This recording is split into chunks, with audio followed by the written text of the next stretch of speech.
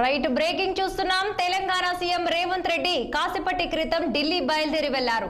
ఆయనతో పాటు మంత్రులు ఉత్తమ్ కుమార్ రెడ్డి, దుద్దిల్లా శ్రీధర్ బాబు వెళ్లారు. అలాగే 2 రోజుల పాటు సీఎం హస్తినాలో మకాం వేయనున్నారు. ఉదయం 11 గంటలకు ఇంగ్లాండ్ మాజీ ప్రధాని టోనీ బ్లేయర్ తో సీఎం బృందం భేటీ కానుంది. ఆయన నిర్వహిస్తున్న టీబీఐ సంస్థతో తెలంగాణలో పెట్టుబడులు, సహకార ప్రాజెక్టులపై రేవంత్ రెడ్డి చర్చించనున్నారు. అలాగే పలువురు కేంద్ర మంత్రులతో సమావేశం కానున్నారు. కాంగ్రెస్ అధిష్టానం పెద్దలను కలిసి పీసీసీ వర్కింగ్ ప్రెసిడెంట్ నియామకంపై చర్చించే అవకాశం ఉంది. ఇక మధ్యాహ్నం 12 గంటలకు కేంద్ర జలశక్తి మంత్రి సిఆర్ పాటిల్ తో సమావేశమై బనకచెర్ల ప్రాజెక్టుతో తెలంగాణకు జరిగే నష్టంపై ఫిర్యాదు చేయనున్నారు. ఇక అంతేగాక రాష్ట్రానికి రావాల్సిన నిధులు, పెండింగ్ ప్రాజెక్టులపై చర్చిస్తారు. ఇక ప్రాజెక్టుపై సమగ్ర నివేదికను జలవనరుల సంఘం అధికారులకు సమర్పిస్తారు.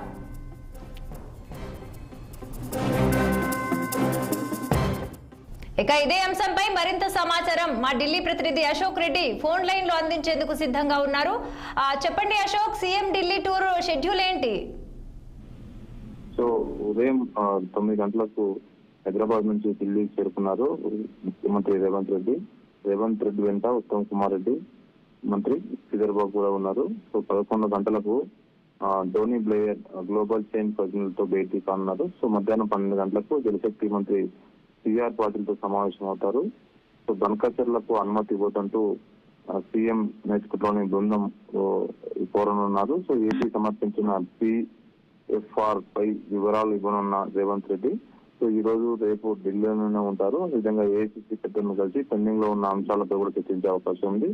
సో వర్కింగ్ నియామకంపై కూడా చర్చించే అవకాశం ఉంది. సో అదేవిధంగా పలువురు కేంద్ర మంత్రులను కూడా కలిసే అవకాశం ఉంది. రాష్ట్రానికి రావాల్సిన బకాయిలను అడిగి రిక్వెస్ట్ చేసుకునే అవకాశాలు కనిపిస్తున్నాయి. సో ఓవరాల్ గా ఢిల్లీకి వెళ్లే ముందు నేను సాయంత్రం 4 గంటలకు ఆల్ పార్టీ మీటింగ్ నిర్వహించారు. ఇందులో బీజేపీ, బీఆర్ఎస్ సంబంధించిన, ఎంఐఎం సంబంధించిన ఎంపీలు కూడా హాజరయ్యారు.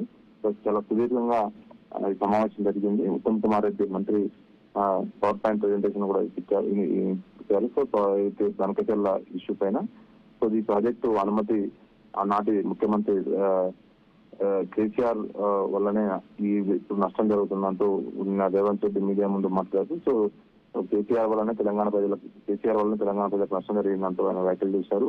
సో బనకచెర్ల ప్రాజెక్టు వల్ల ఎలా తెలంగాణ ప్రజలకు అన్యాయం జరుగుతుంది, తెలంగాణ రాష్ట్రానికి అన్యాయం జరుగుతుందంటూ పవర్ పాయింట్ ప్రెజెంటేషన్ తో పాటు మీడియా సమావేశంలో అన్ని విషయాలు వివరించారు. సో తెలంగాణ ప్రజలే మాకు ముఖ్యం, మిగతా ఏది కావు. సో రాష్ట్ర ప్రయోజనాల్లో తాకట్టు పెట్టము, ముఖ్యంగా ఆంధ్రప్రదేశ్ చేపట్టిన ప్రాజెక్టు అడ్డుకుంటాం. అది చంద్రబాబు నాయుడు అయినా సరే ఎవరైనా సరే ఆయనతో మరోసారి మాట్లాడడానికి సిద్ధంగా ఉన్నాం. ఈ బనకచెర్ల ప్రాజెక్టు ఇప్పుడు కాదు, కేసీఆర్ హయాంలోనే ఈ ప్రాజెక్టు గురించిన ప్రతిపాదన జరిగాయి. అప్పట్లోనే కేసీఆర్ దీన్ని అడ్డుకుంటే సరిపోయాలి. కానీ అప్పట్లో ఉన్న ముఖ్యమంత్రి, ఆంధ్రప్రదేశ్ ముఖ్యమంత్రి జగన్మోహన్ రెడ్డితో కలిసి దీనికి ఈ ప్రాజెక్టుకు అనుమతికి ఇచ్చినట్లు ఆయన వ్యాఖ్యలు చేశారు. సో ఓవరాల్ గా ఈ ఇష్యూ ఇప్పుడు ఢిల్లీకి చేరింది.